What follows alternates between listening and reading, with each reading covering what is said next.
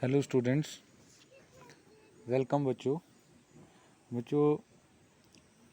जैसा कि जानते हैं कि हम इस यूनिट के एंडिंग पे हैं और लास्ट लेक्चर में हमने एक्सप्लेन किया था कि वैलेंस इलेक्ट्रॉन क्या होते हैं, वैलेंसी क्या होती है और वैलेंस शेल क्या होते हैं।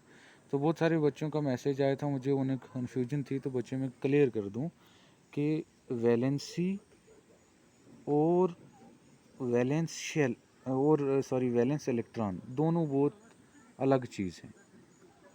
वैलेंस इलेक्ट्रॉन कितने हैं और वैलेंसी क्या है, ठीक है। और एक बच्चे ने नाइट्रोजन का क्वेश्चन भी पूछा था, तो वो एक्सेप्शनल केस है, हम आगे पढ़ेंगे। सबसे पहले बच्चे क्या है कि आपको ये याद रखना है कि valency is the different thing and valence electron is the different thing. जैसे देखो, हम क्या करते हैं, किसी भी एलिमेंट को ले लेते हैं। मान लो हम कार्बन को ले लेते हैं, तो कार्बन का एटॉमिक नंबर क्या है? 6। इलेक्ट्रॉनिक कन्फिग्रेशन क्या है? 1s2 2s2 और 2p2,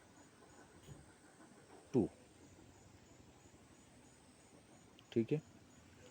तो अब क्या है बच्चे कि जब हम इसको, मैंने आपको बताया कि ये जो सेकंड शेल है, सेकंड शेल इसका ये इस शेल को हम क्या कहेंगे? Outermost shell means valence shell.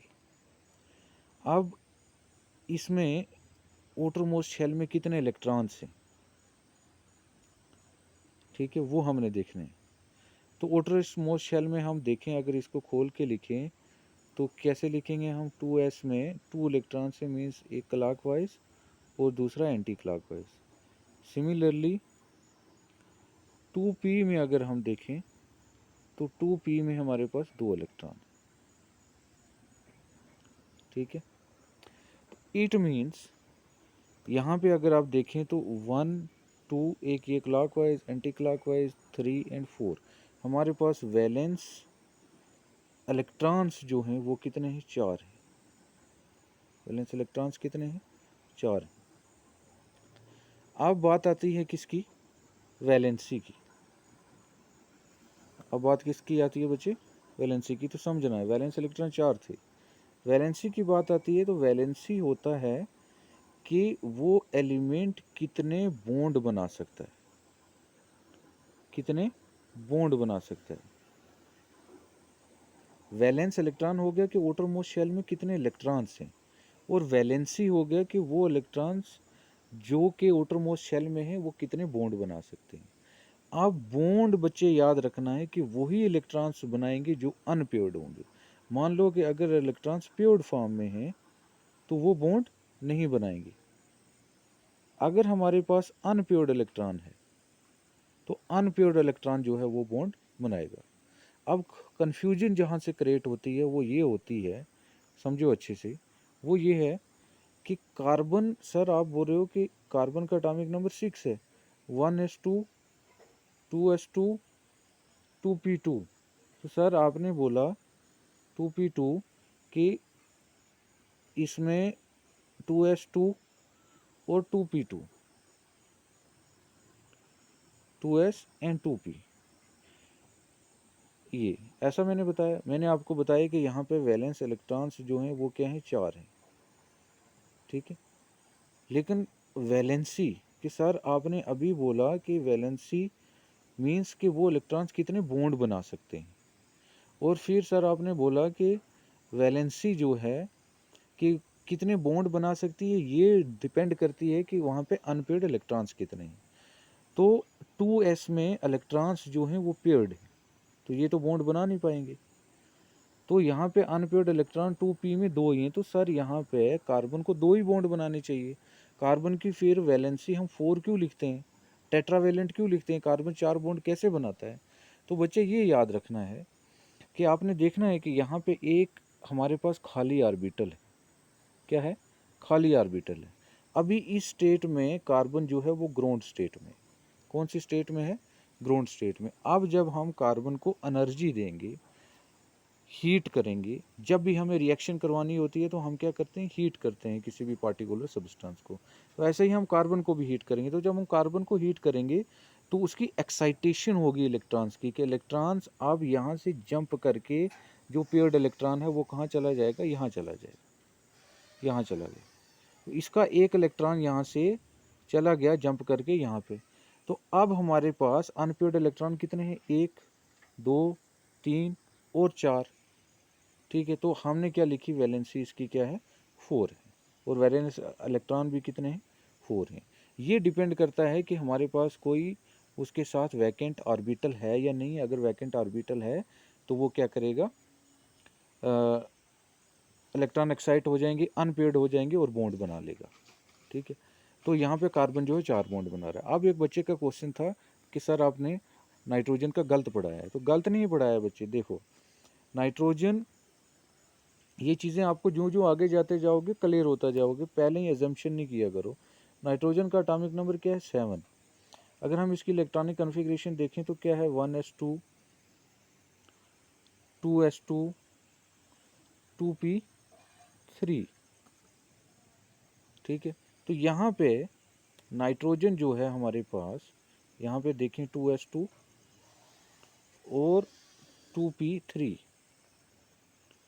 ठीक है, मीन्स नाइट्रोजन के पास अनपेयर्ड यहाँ पे सबसे पहले हम देखेंगे कि वैलेंस इलेक्ट्रॉन कितने हैं। वैलेंस शेल हमारे पास कौन सा है, सेकंड शेल, ये वैलेंस शेल है। वैलेंस इलेक्ट्रॉन कितने हैं, वैलेंस शेल में इलेक्ट्रॉन कितने हैं, 3 और 2 5। तो हमारे पास वैलेंस इलेक्ट्रॉन कितने हैं, 5। लेकिन वैलेंसी अगर हम देखें तो इसकी ग्राउंड स्टेट में वैलेंसी जो है वो 3 है, क्योंकि हैं तो इसके पास 5 इलेक्ट्रॉन है। लेकिन ग्राउंड स्टेट में नाइट्रोजन के पास अनपेयर्ड इलेक्ट्रॉन कितने हैं, 3 ही हैं। तो वो 3 ही बॉन्ड बना सकता है। तो सिंपल ग्राउंड स्टेट में हाइड्रोजन की वैलेंसी जो है वो 3 है। क्या है, 3 है। तो ये आगे के नाइट्रोजन की वैलेंसी क्या है, 3 है, क्योंकि उसके पास अनपेयर्ड इलेक्ट्रॉन कितने हैं, 3 है। वैलेंस इलेक्ट्रॉन 5 हैं, लेकिन वैलेंसी यहाँ पे क्या है, 3 है, कि वो बॉन्ड कितने बना सकता है नाइट्रोजन, सिर्फ 3 बॉन्ड बना सकता है, क्योंकि उसके पास अनपेयर्ड इलेक्ट्रॉन्स कितने हैं। अब मैंने कल आपको बताया था कि नाइट्रोजन जो है वो 5 बॉन्ड बनाता है। ठीक है, वो 5 बॉन्ड भी बनाता है। वो कैसे बनाता है वो हम आगे पढ़ेंगे, तो फिर भी मैं यहाँ पे बता देता हूँ वो कैसे बनाता है। कि नाइट्रोजन जब एक्साइटेड स्टेट में जाता है, एक्साइटेड स्टेट को हम स्टार लिखते हैं पीछे, तो इलेक्ट्रॉनिक कन्फिग्रेशन इसकी 7 ही है। तो क्या इलेक्ट्रॉनिक कन्फिग्रेशन हुई, 1s2 2s2 और 2p3। ठीक है, तो कैसे हम ओपन करके लिखेंगे, 2s में हमारे पास 2 इलेक्ट्रॉन हैं और 2p में हमारे पास कितने इलेक्ट्रॉन हैं, 3 इलेक्ट्रॉन हैं। लेकिन बच्चे आपको याद रखना है कि 2p के बाद क्या आता है, 1s2 2s2 2p के बाद आता है 3s। ठीक है, तो इसके बाद हमारे पास 3s0 है, मीन्स वहाँ पे कोई भी क्या है, इलेक्ट्रॉन्स नहीं है। तो जब हम नाइट्रोजन को हीट देंगे तो पहले ये 3 ही बॉन्ड बना रहा था, क्योंकि इसके पास अनपेयर्ड इलेक्ट्रॉन था। लेकिन अब रेयर केस में जब हम नाइट्रोजन को एक्सेस में हीट करते हैं तो ये एक्साइट कर जाता है, ये इलेक्ट्रॉन ग्राउंड स्टेट से यहाँ एस से इस एस में चला जाता है। तो अब क्या हो गया, यहाँ पे एक्साइटेड स्टेट में नाइट्रोजन की वैलेंसी जो थी ग्राउंड स्टेट में क्या थी, 3 थी। लेकिन एक्साइटेड स्टेट में जब हमने इलेक्ट्रॉन को एक्साइट कर दिया तो अब इसकी वैलेंसी जो है वो कितनी हो गई, वो 5 हो गई। एक अनपेयर्ड इलेक्ट्रॉन, 2 3 4 और एक जो यहाँ पे एक्साइट करके गया, तो 5 हो गए। तो कंफ्यूज नहीं होना है। अभी आपको सिंपली इतना याद रखना है कि एक एलिमेंट के अंदर, सिंपली आपने याद रखना है कि एक एलिमेंट के अंदर के जितने outer मोस्ट शेल में इलेक्ट्रॉन होते हैं उनको हम वैलेंस इलेक्ट्रॉन कहते हैं। उन वैलेंस इलेक्ट्रॉन में से जितने अनपेयर्ड होते हैं, जितने अनपेयर्ड होते हैं उतना वो बॉन्ड बनाता है, उतने वो बॉन्ड बनाता है, और जिसको हम क्या कहते हैं, वैलेंसी कहते हैं। ठीक है, ये ग्राउंड स्टेट की बात है। एक्साइटेड स्टेट में हम उनको एक्साइट करके आगे वाले ऑर्बिटल में ला के जितने वैलेंस इलेक्ट्रॉन हैं उतने ही बॉन्ड हम बनवा सकते हैं। तो हम जो जो आगे चाहते जाएंगे आपको समझ आती जाएगी। अभी आपको इतना याद रखना आपके लिए सफिशिएंट है। दूसरी चीज़ आपको याद रखनी है कि मैंने आपको बताया कि पीरियोडिक टेबल में नोबल गैस के बारे में बताया कि हम नोबल गैस को कैसे लिखते हैं। Helium, neon, argon, krypton, xenon, radon, मैंने सारी नोबल गैसेस आपको बताई। उस लेक्चर में पूरी नोबल गैसेस के बारे में मैंने आपको बताया कि इन्हें हम इनर्ट गैस कहते हैं। इन्हें हम क्यों कहते हैं इनर्ट गैस? इनर्ट होता है कि जो रिएक्शन शो नहीं करता। मैंने आपको बताया था कि हम इन्हें इनर्ट गैस कहते हैं कि जो रिएक्शन शो नहीं करती, नोबल गैसेज हैं। अब क्यों हैं? देखो, हीलियम का एटॉमिक नंबर क्या है 2, नियान का एटॉमिक नंबर क्या है 10 और आर्गन का क्या है 18। तो हम इन्हें देख लेते हैं कि क्यों ये इन्हें हमें इनर्ट कहा, क्यों इन्हें अनरिएक्टिव कहा। ठीक है, तो समझना है बच्चे। हीलियम का एटॉमिक नंबर क्या है 2, तो इसकी इलेक्ट्रॉनिक कन्फिग्रेशन क्या होगी 1s2। तो इसके पास जो 2 इलेक्ट्रॉन है वो क्या है, प्योर्ड फॉर्म में। प्योर्ड फॉर्म में है तो मैंने क्या बोला कि रिएक्शन शो होने के लिए रिएक्शन में क्या बनता है, बॉन्ड बनता है। तो बॉन्ड के लिए क्या होना चाहिए, अनपेयर्ड इलेक्ट्रॉन होने चाहिए। लेकिन हीलियम के पास ग्राउंड स्टेट में कोई भी अनपेयर्ड इलेक्ट्रॉन नहीं है, ये पेयर्ड है। तो पेयर्ड है तो ये ग्राउंड स्टेट में केमिकल रिएक्शन शो नहीं कर पाएगा। ठीक है, तो इसलिए हम हीलियम को क्या कहते हैं, इनर्ट कहते हैं। सारी नोबल गैसेस को इनर्ट गैस कहते हैं कि ये केमिकल रिएक्शन शो नहीं कर पाती, क्योंकि केमिकल रिएक्शन में बॉन्ड फॉर्मेशन होती है और बॉन्ड फॉर्मेशन के लिए हमें इलेक्ट्रॉन चाहिए, और इलेक्ट्रॉन भी कौन सा, अनपेयर्ड। अनपेयर्ड इलेक्ट्रॉन जो है वो बॉन्ड बनाएगा। तो सिमिलरली अगर हम दूसरी नोबल गैस देखें, नियान, तो नियान को भी हम ऐसे लिखते हैं कि ये इनर्ट गैस है। नियान का एटॉमिक नंबर क्या है 10। अगर हम इसकी इलेक्ट्रॉनिक कन्फिग्रेशन लिखें तो क्या होगा 1s2, 2s2, 2p6। हम इसको ओपन करके लिखते हैं, क्या है 2s2, 2p6। ये 2s है, 2p में कितने हैं 6, 1 2 3 फर्स्टली सिंगली फील्ड किए, फिर पेयरिंग किए अकॉर्डिंग टू हॉर्न्स रूल।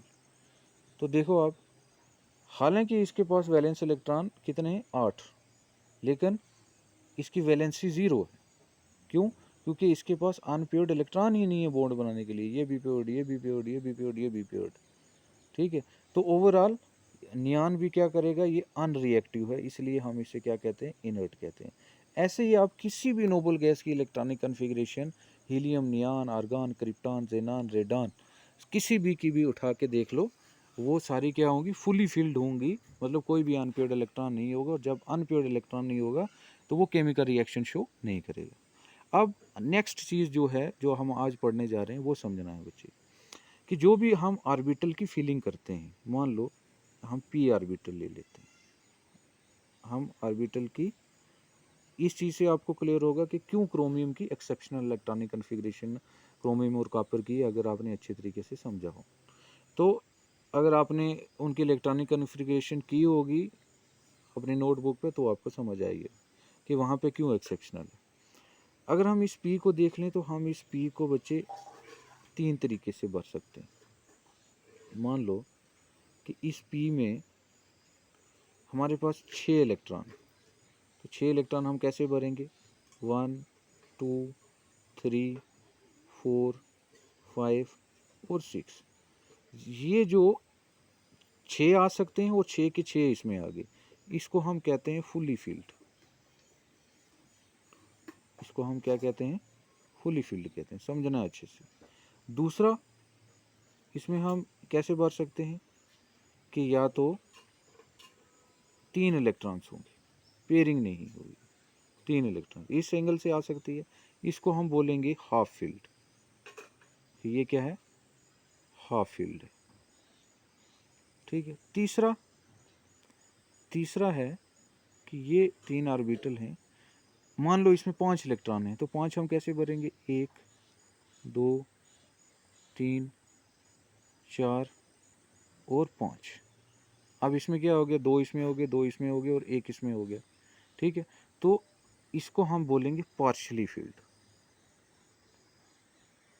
इसको हम क्या बोलेंगे, पार्शली, पार्शली फील्ड की पार्शलिटी हुई है यहाँ पे। यहाँ पे फुली फील्ड था, 6 इलेक्ट्रॉन्स आ सकते थे तो 6 भरे। यहाँ पे ये हाफ फील्ड है, मीन्स 3 है, या ये क्लॉकवाइज में एंटी क्लॉकवाइज अभी आए ही नहीं है, तो ये हाफ फील्ड हो गया, 6 का हाफ हो गया। यहाँ पे क्या है, यहाँ पे 5 इलेक्ट्रॉन्स हैं, 5 हो सकते हैं या 4 हो सकते हैं, तो क्या होगा 3, और अगर 4 होंगे तो एक यहाँ होगा 4, पार्शली हो गया। 5 हो गए तो यहाँ पे 5 हो गए। तो ये इस केस को हम क्या कहेंगे, ये पार्शली फील्ड है, ये हाफ फील्ड है, और ये क्या है, फुली फील्ड। अब ये मैं क्यों बता रहा हूँ, ये समझना है आपको बच्चे। जो स्टेबिलिटी होती है, याद रखना स्टेबिलिटी, कि स्टेबल कोई भी चीज़, कोई भी एलिमेंट, जब आप उसकी इलेक्ट्रॉनिक कॉन्फ़िगरेशन लिखते हैं तो सबसे स्टेबल जो होता है वो फुली फील्ड होता है। फुली फील्ड, जैसे हमारे पास नोबल गैसेज हैं, इनर्ट हैं, इन्हें हम स्टेबल गैसेज कहते हैं, इनर्ट गैसेज कहते हैं। फुली फील्ड सबसे स्टेबल होता है। फुली फील्ड और हाफ फील्ड भी स्टेबल होते हैं।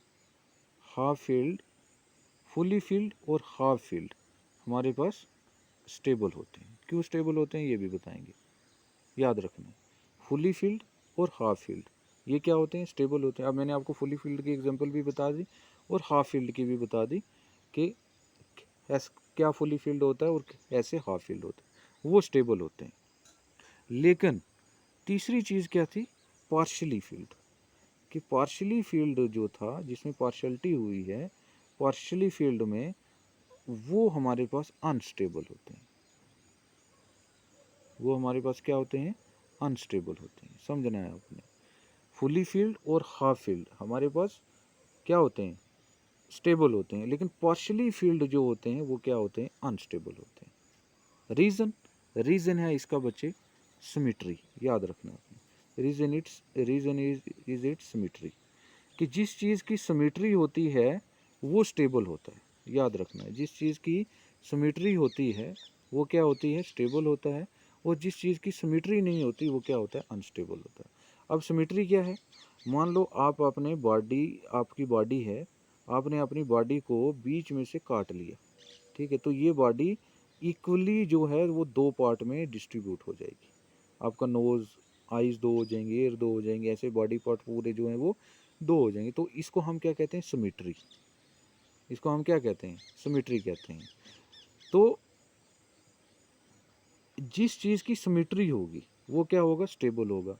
मीन जितना एक साइड उतना ही एक साइड, उसको हम सिमिट्री कहते हैं, और सिमिट्री वाली चीज़ स्टेबल होती है। और अनसिमिट्री जिसकी होती है, मीन जिसकी सिमिट्री नहीं होती, वो अनस्टेबल होता है। अब मान लो मैंने बोला कि जो जिनमें फुली फील्ड होता है, फुली फील्ड मान लो ये पी है, ये पी ऑर्बिटल है हमारे। पी में 6 इलेक्ट्रॉन हैं, जब फुली फील्ड की बात कर रहे हैं, ये फुली फील्ड। और मैंने क्या बोला कि फुली फील्ड जो है वो क्या होता है, स्टेबल होता है।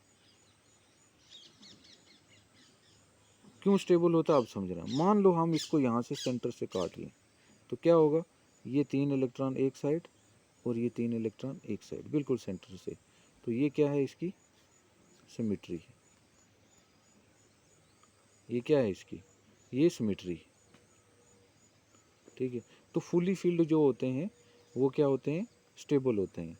और फुली फील्ड से हम स्टेबल जो होते हैं वो हाफ फील्ड होते हैं।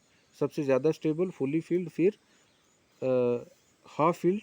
हाफ फील्ड में क्या है कि यहाँ पे 3 इलेक्ट्रॉन्स होंगे, 1 2 और 3, ठीक है। तो वो क्या होते हैं, वो भी स्टेबल होते हैं, लेकिन as compare to fully filled वो क्या होते हैं, लेस स्टेबल होते हैं, ठीक है। क्योंकि हाफ फील्ड को अगर हम सेंटर में से काट लेंगे तो एक इलेक्ट्रॉन इस साइड, एक इलेक्ट्रॉन इस साइड, बीच में जो बच गया वो आधा आधा हो गया।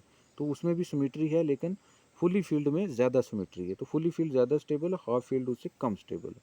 अब हम आ जाते हैं पार्शली फील्ड पे। तो पार्शली फील्ड मैंने क्या बताया कि पी ऑर्बिटल जो है, पी ऑर्बिटल, पी ऑर्बिटल में पार्शली फील्ड कैसा केस होगा, मीन्स या तो 4 इलेक्ट्रॉन्स या फिर 5 इलेक्ट्रॉन्स, ठीक है। मान लो 4 है, 4 के केस में हम इसको सेंटर से काटते हैं, सेंटर से काटते हैं तो क्या होगा, इस साइड में एक इलेक्ट्रॉन, ये मान लो इसका आधा भी, लेकिन इस साइड में कितने हो गए, 2 ये और आधा इसका, तो सिमिट्री नहीं है, ये क्या है, अनसिमिट्री है। तो अनसिमेट्री की वजह से जो पार्शली फील्ड होते हैं वो अनस्टेबल होते हैं, और कोई भी एलिमेंट जो है वो अनस्टेबल नहीं रहना चाहती है। ठीक है, वो कोशिश करती है कि अगर पास ही में वो स्टेबल हो जाती है तो वो स्टेबिलिटी एक्वायर कर लेती है। अब तीसरी चीज़ समझनी है आपने कि एक वर्ड और होता है एक्सचेंज एनर्जी। एक्सचेंज एनर्जी बोले तो समझना है आपने बच्चे कि मान लो एक चीज़ जो है वो पार्शली फील्ड है, पी ऑर्बिटल। पी ऑर्बिटल क्या है? पार्शली फील्ड है, और ये कुछ भी करके इलेक्ट्रॉन्स की एक्साइटेशन करके, एग्जांपल दूंगा अभी, ये पार्शली फील्ड है, अनस्टेबल है, ये कुछ भी करके ये हाफ फील्ड या तो फुली फील्ड हो जाता है या फिर क्या हो जाता है, half field, means stability acquire कर लेता है। तो इस केस में जब इलेक्ट्रॉन्स जंप करके फुली फील्ड, पार्शली फील्ड से फुली फील्ड या हाफ फील्ड में चले जाएं, तो वो जो एनर्जी होती है उस एनर्जी को हम क्या कहते हैं? Exchange energy. जितनी ज़्यादा एक्सचेंज एनर्जी होगी उतनी ज़्यादा क्या होगी? स्टेबिलिटी होगी। तो जितनी ज़्यादा एक्सचेंज एनर्जी मीन्स जितनी ज़्यादा पार्शली फील्ड जो है वो हाफ फील्ड या फुली फील्ड में कन्वर्ट होंगे, उसको हम क्या कहते हैं? Exchange energy. अब मैं एग्जांपल दूंगा तो आपको क्लियर होगा। मान लो हम चलते हैं, ये क्रोमियम का केस है, समझना है बच्चे आपने अच्छे से। क्रोमियम के केस में क्या है? क्रोमियम का इलेक्ट्रॉनिक कॉन्फ़िगरेशन आपने किया होगा नोटबुक पे कि क्रोमियम की इलेक्ट्रॉनिक कॉन्फ़िगरेशन क्या है? ठीक है, 24। ठीक है, scandium, titanium, vanadium, chromium. Chromium का एटॉमिक नंबर क्या है? 24। अगर हम इसकी इलेक्ट्रॉनिक कॉन्फ़िगरेशन से देखें तो यहाँ पे क्या लिखा हुआ है? 1s2, 2s2, 2p6, 3s2, 3p6, और 3p के बाद क्या आता है? 4s, ठीक लिखा हुआ, और 3d लिखा हुआ। तो बिल्कुल ठीक लिखा हुआ, लेकिन मसला क्या है? यहाँ पे आप पार्शली फील्ड और वो केस आ जाता है। यहाँ पे आप देखें 3d4 है। क्या है? 3d4 है। तो मैंने क्या बोला कि यहाँ पे ये पार्शली फील्ड है। यहाँ पे क्या है? ये पार्शली फील्ड है, मीन्स डी में कितने होते हैं? देखो, इस 3d की बात कर रहा हूँ मैं। इस 3d में डी में 5 ऑर्बिटल होते हैं, 1 2 3 4 5, और इलेक्ट्रॉन कितने हैं यहाँ पे? 4, 1 2 3 और 4। ये अब पार्शली फील्ड है। ये क्या है? ना ही ये फुली फील्ड है और ना ही हाफ फील्ड है, ये पार्शली फील्ड है, क्योंकि इसका एक ऑर्बिटल जो है वो अभी वैकेंट है। तो ये अनस्टेबल है। ये क्या है? अनस्टेबल है। तो होता क्या है? होता ये है कि स्टेबिलिटी एक्वायर करने के लिए क्रोमियम क्या करता है कि अपने इलेक्ट्रॉन, ये एस वाला जो है, क्योंकि ये पार्शली फील्ड है, ये पार्शली फील्ड है क्योंकि एक ऑर्बिटल इसका वैकेंट है, तो ये स्टेबिलिटी एक्वायर करने के लिए, अब स्टेबिलिटी इसको इजीली एक्वायर हो जाएगी क्योंकि एक ऑर्बिटल इसका क्या है? वैकेंट है। ये अपना एक इलेक्ट्रॉन यहाँ से जंप करके यहाँ पे भेज देता है, जिसको हम एक्साइटेड स्टेट कहते हैं। अब क्या हो गया? अब ये, अब पहले 3d क्या था? 4 था, लेकिन अब अगर आप देखें तो ये क्या हो गया? 3d 5 और 4s1। पहले 4s2 था, तो जब इलेक्ट्रॉन यहाँ से जंप करके यहाँ पे चला गया तो वो क्या हो गया? अब d के पास 5 हो गए।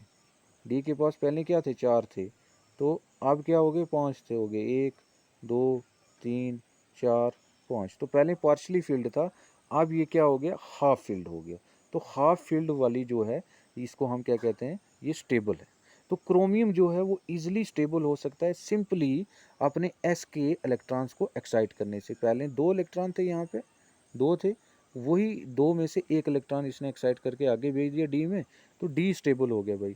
तो d वाला स्टेबल हो गया, तो हमारे पास जो है वो इलेक्ट्रॉनिक कॉन्फ़िगरेशन अब चेंज हो जाएगी क्योंकि इलेक्ट्रॉन एक्साइट हो गया। तो इलेक्ट्रॉन जब एक्साइट हुआ तो हमारे पास अब जो इलेक्ट्रॉनिक कॉन्फ़िगरेशन पहले 4s2 थी, अब क्या होगी? 4s1 होगी, क्योंकि यहाँ से इलेक्ट्रॉन जंप करके यहाँ चला गया। पहले 3d4 थी, तो अब क्या होगी? सॉरी, ये कॉपर की है। पहले 3d, ये इलेक्ट्रॉन जंप करके यहाँ चला गया। पहले 4s2 थी, 4s1 हो गया, 3d4 थी, अब क्या हो गया? 3d5। तो यहाँ पे ये याद रखना ये पार्शली फील्ड था और इसने क्या किया, अपने आप को हाफ फील्ड में लाया। किस में लाया? हाफ फील्ड में लाया। तो हाफ फील्ड में अब ये क्या हो गया, स्टेबल हो गया। That's why electronic configuration chromium की जो है वो एक्सेप्टेड केस है, वो इसलिए एक्सेप्शनल केस है, वो इसलिए कि उसको वो पार्शली फील्ड से हाफ फील्ड में आता है in order to acquire the stability, और वो सिंपली हो जाता है, सिंपली अपना एस का इलेक्ट्रॉन एक्साइट करने से जब वो पी में चला जाता है। आई होप आप समझ गए होंगे। उसके बाद क्रोमियम के बाद दूसरी एलिमेंट है कॉपर। तो बच्चे कॉपर को अगर आप देखें तो कॉपर का एटॉमिक नंबर क्या है? 29।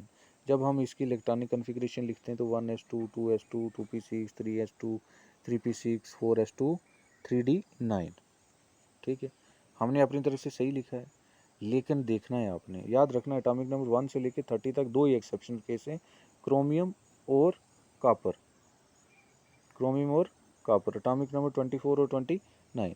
अब देखो यहाँ पे क्या होता है, यहाँ पे 4s2 है, वो 3d क्या है? 9। 3d9 बोले तो देखो डी बनाते हैं हम, 1 2 3 4 5, ये 5 हो गए, 1 2 3 4 5 6 7 8 और 9। तो ये पार्शली फील्ड है, ये क्या है? पार्शली फील्ड है, क्योंकि इसकी सिमेट्री नहीं है, हाफ फील्ड नहीं है ये। यहाँ पे बाकी सब में दो दो हैं, इसमें दो हैं, इसमें दो हैं, इसमें दो हैं, इसमें दो हैं, लेकिन इसमें क्या है? इसमें एक है। तो होगी ना पार्शलिटी, ये पार्शली फील्ड है। अब इस पार्शलिटी को हटाने के लिए मीन्स कॉपर जो था वो अनस्टेबल था इस इलेक्ट्रॉनिक कन्फिग्रेशन में, तो हमने बोला कि ये इलेक्ट्रॉनिक कन्फिग्रेशन क्या है? रॉन्ग है। तो ये क्या करता है? सिंपली यहाँ से अपने इलेक्ट्रॉन को एक्साइट करता है, एक्साइट करके अब क्या हो जाता है, यहाँ पे 4s1 और 3d9 था, तो क्या हो जाते हैं? 10। ठीक है, क्योंकि ये इलेक्ट्रॉन जंप करके कहाँ चला गया? यहाँ पे। तो ये राइट इलेक्ट्रॉनिक कन्फिग्रेशन है। अगर अब हम देखें 3d10 में तो क्या है?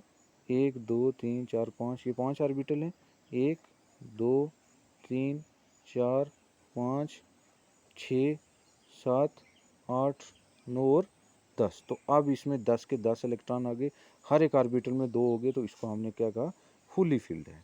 फुली फील्ड है भाई लोग, तो इट मीन्स ये क्या है? ये स्टेबल है। तो इस स्टेबिलिटी को एक्वायर करने के लिए क्रोमियम और कॉपर क्या कहते हैं? एक्सेप्शनल इलेक्ट्रॉनिक कन्फिग्रेशन शो करते हैं। तो इसके मैंने आपको प्रॉपर जो है वो नोट्स भेजे हैं, आप इनको पढ़ोगे, वो जो मैंने समझाया है वही नोट्स हैं यहाँ पे, एग्जैक्ट टू द पॉइंट। आप इसको नोट करें, ये आपके नीट के पॉइंट ऑफ व्यू से बहुत इंपॉर्टेंट है। और ये हमारा फर्स्ट चैप्टर जो है वो कंप्लीट होता है। फर्स्ट चैप्टर में आपको ये बहुत इंपॉर्टेंट है, इलेक्ट्रॉनिक कन्फिग्रेशन आपको हर पॉइंट पे यूज़ होगी। सो आप ये नहीं कर सकते कि हम इलेक्ट्रॉनिक कन्फिग्रेशन को छोड़ के आगे बढ़ जाएंगे तो हमारा काम चल जाएगा, नहीं चलेगा। आपको इलेक्ट्रॉनिक कन्फिग्रेशन आनी ही चाहिए, चाहे उसके लिए आप कुछ भी करो। ठीक है, आई होप कि आप समझ गए होंगे। Thank you.